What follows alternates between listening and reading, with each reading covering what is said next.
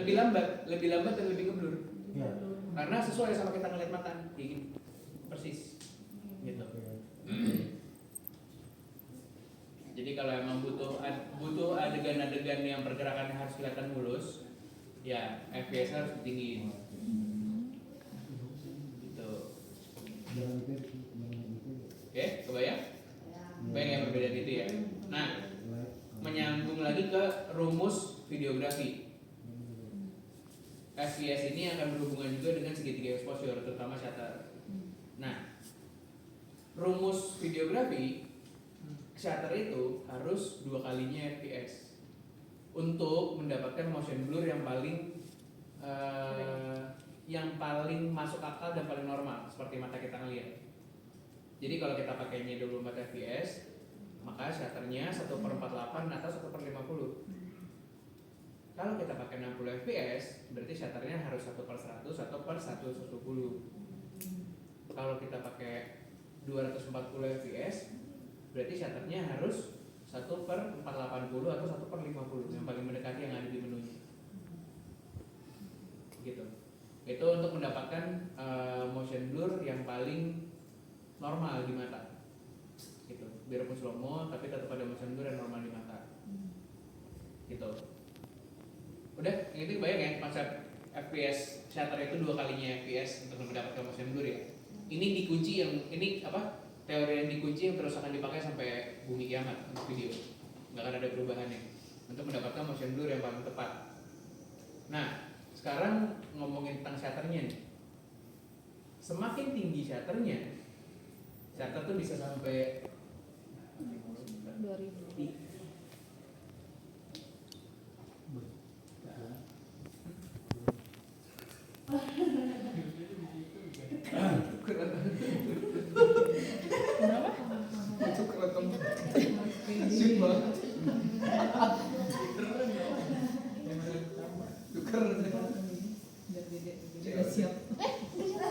Wah, Ridwan geser nih.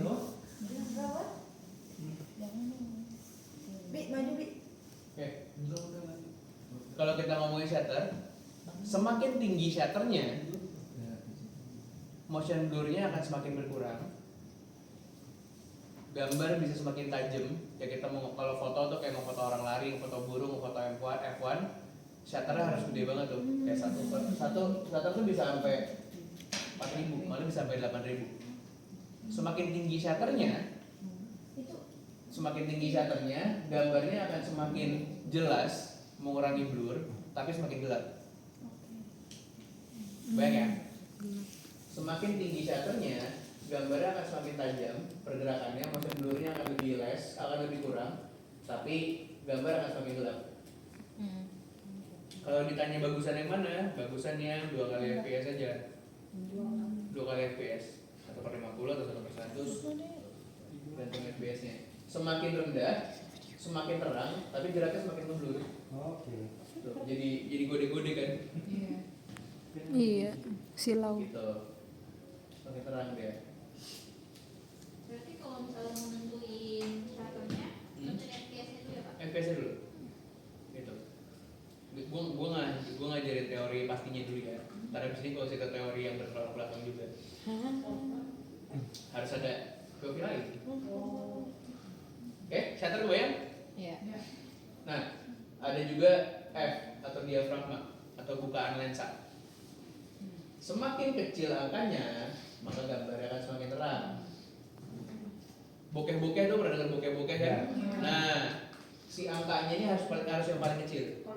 Kalau bokeh. Kalau semakin tipis, bokeh. Semakin kecil angkanya, semakin besar bukaan lensanya. Ini kalau teman-teman lihat ke sini, kalau digedein lensanya lama-lama makin ada kayak ada nutup gitu kan? Kelihatan kan? Di sini juga kelihatan nih. Gitu. Di sini tuh ada kelihatan kayak nutup, ada ring nutup gitu. Kalau kita gedein F-nya. Kalau di ini dia kebuka kan? Nah, kadang suka bikin bingungnya karena angkanya semakin kecil dibilangnya bukaannya semakin besar. angkanya semakin kecil, bukaannya semakin besar. Jadi kalau dia bilang bukaannya gedein dong gitu, berarti lo harus kecilin angkanya buat dapat terang yang paling maksimal. Gitu. Semakin kecil angkanya, semakin bukaannya lebar, maka bisa semakin bokeh belakangnya. Gitu. Semakin besar F-nya, semakin kecil bukaannya, gambarnya akan semakin gelap, tapi dia akan mengurangi blur, jadi semakin jelas, semakin tegas gambarnya. Kayak buat apa? Kalau buat horor, misalnya sini apa? Dia mau fokus sama Kalau itu kombinasi segitiga exposure sama itu kombinasi segitiga exposure aja sih. Kalau mau gelap, ya berarti nggak usah pakai lampu aja. Gitu. Soalnya kalau misalnya ngomonginnya ini lebih ke arah motivasinya tuh arahnya adalah kalau mau kayak perlu bokeh belakangnya ngeblur gitu. Kalau untuk lensa arahnya adalah kalau mau bukaannya terang sama bokeh dia harus gedein bukaannya, kecilin angkanya. Gitu. Kalau misalnya kayak bikin horor harus pakai gelap dan segala macamnya, itu lebih ke arah gimana cara kita setar lampunya. Gitu. Ini kalau kita ngomongin teori bener ya, cuma ntar gue usah teori yang nggak bener juga kok. Teori yang sesuatu yang menurut gue lebih efektif lah untuk kita lagi belajar. Gitu, tapi nggak salah. Kebayang ya untuk F ya? Bukannya semakin gede itu biasanya akan semakin sering dipakai buat foto keluarga. Kan foto keluarga dari ujung ke ujung tuh, berarti kan harus tajam semua kan gambarnya kan, nggak boleh ada bokeh-bokehnya kan. Ya itu taruh F8, F12, F10. Jadi ujung kanan ujung kiri foto rame-rame di zoom tuh masih tajam gambarnya. Nggak pecah ya? Kalau pecah sih enggak. Oh megapixel. Kan megapixel. Tapi setidaknya dia nggak akan ngeblur mukanya. Gitu. Nah, satu lagi ada namanya ISO. Nah, kalau ISO ini gue lebih bilangnya adalah ISO ini kayak artificial brightness aja sih. Karena semakin tinggi ISO-nya, semakin noise gambar, semakin kotor, semakin jelek gambarnya. Semakin grain. Misalnya ini.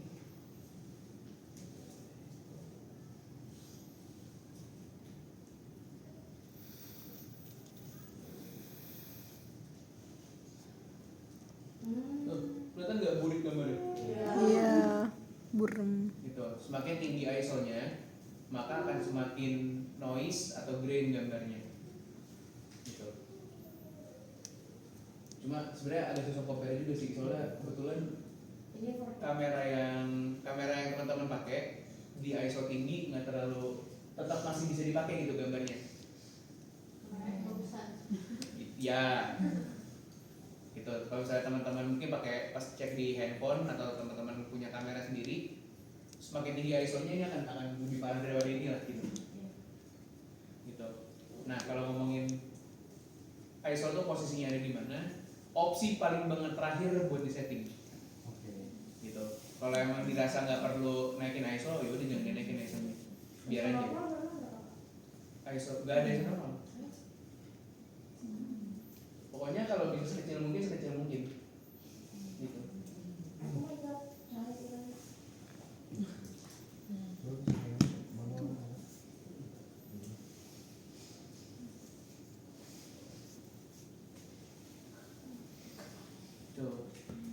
Jadi kalau misalnya teman-teman mau bikin video, pertama shutter dulu, kedua adalah diafragmanya mau dibawa kemana, yang ketiganya baru ke ISO-nya. Gitu. Bayang ya? Nah, itu teori pasti yang sudah disepakati oleh asosiasi satu dunia tentang pembuatan video yang tidak boleh dibantah. Tapi ada yang namanya adjustment yang kadang harus kita lakukan nggak mau dalam dunia produksi. Kayak shutter tuh nggak boleh kalau nggak 2 kalinya FPS gitu ya. Cuma terkadang loh gimana kita mau bikin konten horor di sini, kita nggak punya lampu, kita nggak bisa nge-setup lampu, cuma ada matahari doang di luar. Tapi kalau kita pakai 1-2 kalinya FPS jadi terang banget gambarnya. Dan kita butuh banget nih diafragmanya di F4 nggak bisa turun lagi, nggak bisa naik lagi, harus segini gitu. Terus ya opsi yang ada dan paling possible kan cuma naikin syarat doang. Bikinnya 1/1/1600. Salah secara kaidah. Tapi kalau kontennya memang karena kita punya banyak limitasi, malah jadi kita malah bikin kita jadi gak belajar gara-gara kita nggak punya alatnya. Gue nggak sepakat dengan cara itu. Lebih baik kita terobos kaidahnya, bikin aja dulu. Kalau memang sudah ada waktunya, sudah ada budgetnya, sudah ada experience-nya untuk kita bisa mengikuti semua kaidahnya, ya baru diikutin gitu. Kalau misalnya semua orang harus mengikuti segala kaidahnya untuk bisa bikin konten, masa jadi harus merampok duit dulu gitu. Nggak kayak gitu lah konsepnya. Nggak apa-apa break kaidahnya, nggak ikutin kaidahnya nggak apa-apa, selama memang itu fungsinya untuk terus belajar gitu loh. Karena kalau misalnya kayak gini, kita bikinnya 1.600 atau 1.000 gitu, gambarnya tuh aneh banget memang. Mata tuh sadar kok gitu, kok begini sih gitu gambarnya. Ya tapi niatnya adalah untuk belajar dulu, ya udah gitu. Dari 1.000 orang yang nonton yang aware kalau gambarnya nggak sesuai, berapa sih? Ya ini 11 aware. Karena sama-sama tahu perbedaannya. Sementara teman-teman lain yang memang cuma nonton doang dari YouTube, mana nggak akan aware. Nggak usah dipikirin kayak gitu-gitu. Kalau emang perlu buat belajar, kita belum bisa spare budgetnya, nggak usah ikut. Naikin aja syaratnya nggak apa-apa. Asal jangan F-nya, karena F itu motivasi. Nah, kalau pengen ngeblur ya, berarti kan F-nya harus buka gede dong, harus terang banget. Itu kan. Gitu. Ada pertanyaan teman-teman sampai sini? Kalau mau bikin video normal aja berarti tadi Shutter 2 kalinya FPS. FPS-nya 24 aja itu cukup ya kayak kalau video biasa. Cukup. Karena normalnya mata ngeliat itu 24 fps. Jadi kalau mau bikin yang slow mo gitu kan. Harus ditinggiin, minimal 60 fps. Gitu. Kali ini teman-teman yang mau bertanya? Mas, Yes. harus nge-set lensnya gimana? Nge-set lens. Set the lens to the shoot. Oh. Tolong. Mati ya. Gua gendut banget nih susah nih. Oh belum dibuka aja.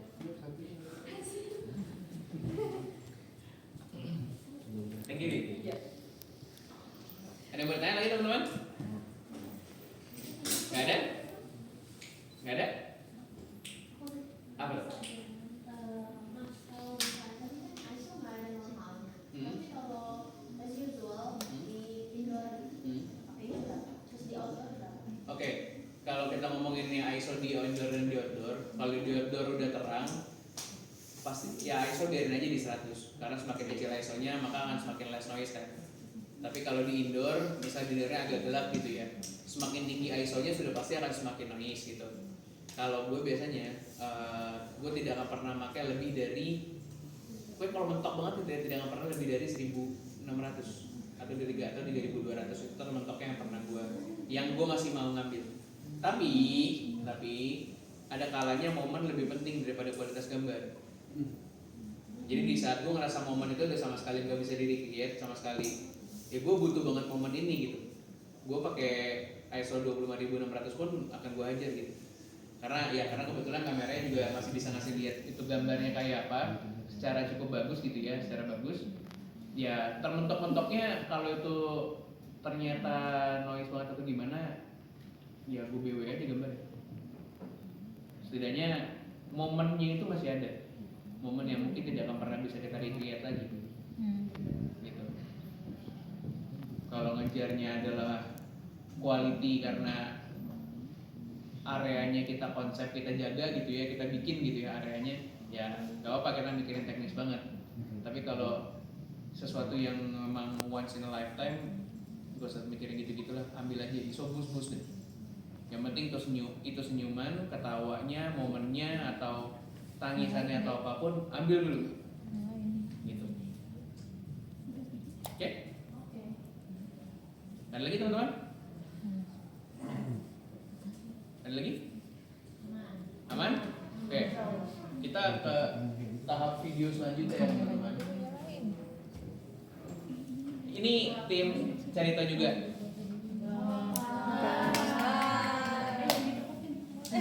Nah, setelah segitiga exposure ada juga yang namanya Pause.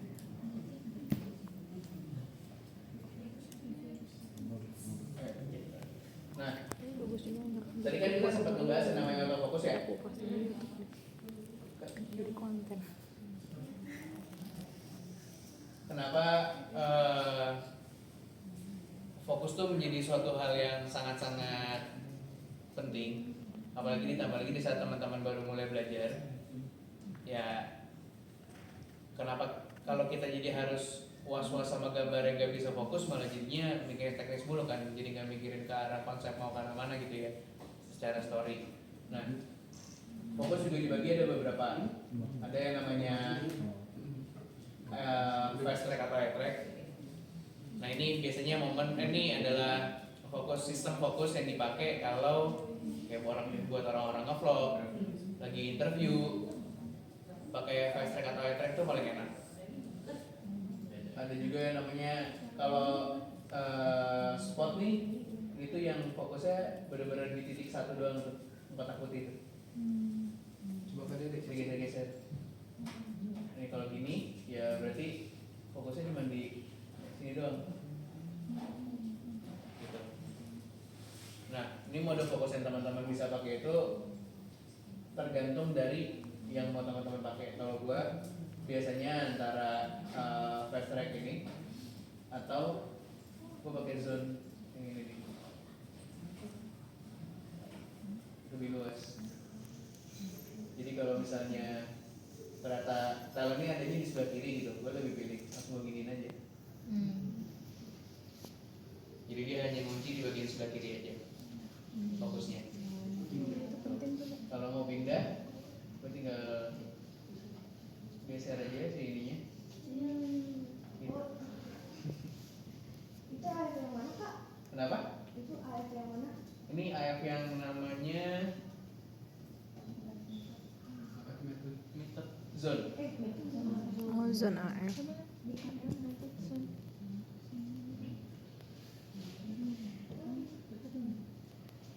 Oke, sudah ketemu? Belum. Coba dicari di setting, terus masuk ke autofokusnya, mode autofokus. Adanya AF apa ya? Itu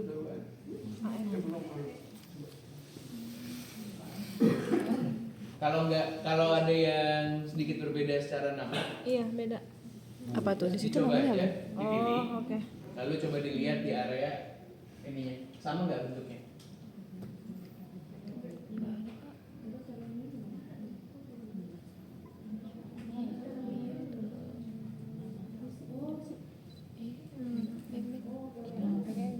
Oke aja kan. Oke. Coba yang paling atas time itu ya, program. Enggak, pilihannya di AF sini. Ketemu? Ketemu, cuman ada yang satu, ada yang dua, ada yang tiga. Oh, pilih yang itu R7 ya? Pilih yang satu. Yang Oh, itu satu. tadi tuh. Kalau nggak salah yang kotaknya sama yang satu. Ini nah tuh. Coba-coba aja biar tahu juga. F1 ya. Oke. Coba dia fokusin ke misalnya. Nanti mode fokusnya bisa teman coba-coba sendiri pas lagi produksi ya. Iya. Yang mana yang paling cocok buat teman-teman. Kalau yang nggak harus pakai yang ini ya nggak harus pakai yang ini. Oke? Lanjut ya. Nah, di dalam produksi juga ada yang namanya white balance. Pernah dengar white balance? Dalam satuan Kelvin? White balance. Semakin kecil angkanya, semakin biru gambarnya. Semakin tinggi angkanya, semakin orange gambarnya. Oh, jadi orange. Nah, white balance itu atau Kelvin itu adalah satu ukuran sebenarnya ya, suatu ukuran suhu yang paling gampang ya bisa kita lihat di kompor. Gitu. Pas lagi hidupin kompor, di atasnya kan semakin biru tuh. Nah, Kelvinnya semakin tinggi tuh. Semakin dekat ke api, semakin panas, Kelvinnya akan semakin turun angkanya.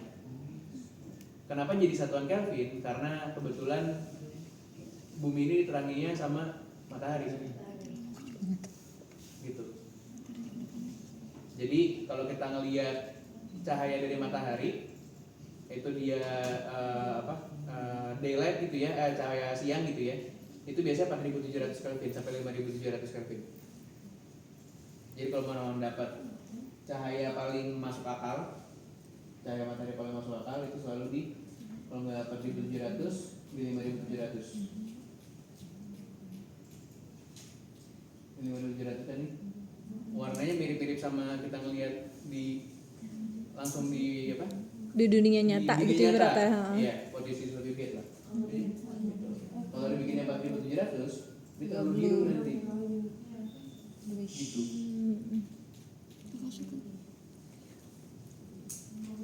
Yang penting nanti pas teman-teman lagi syuting di bawah disesuaikan aja white balance-nya yang memang ya sesuai sama warna mata gitu ya. Kalau terlalu biru ya berarti turunin white balance-nya gitu. Oke? Kebayang white balance? Nah, itu adalah dasar yang paling utama untuk pembuatan video sebenarnya. Setelah dari yang semua tadi, sisanya tinggal ikutin type of shot, ikutin story yang mau bikin apa. Habis itu ya sudah berjalan aja produksinya. Gitu. Bayang? Oke, sekarang jam berapa ya? 11.25. 11.25. 11.25. Oke. Jam makan siang itu jam berapa, Mas Toman? Jam 12. Jam 12 ya?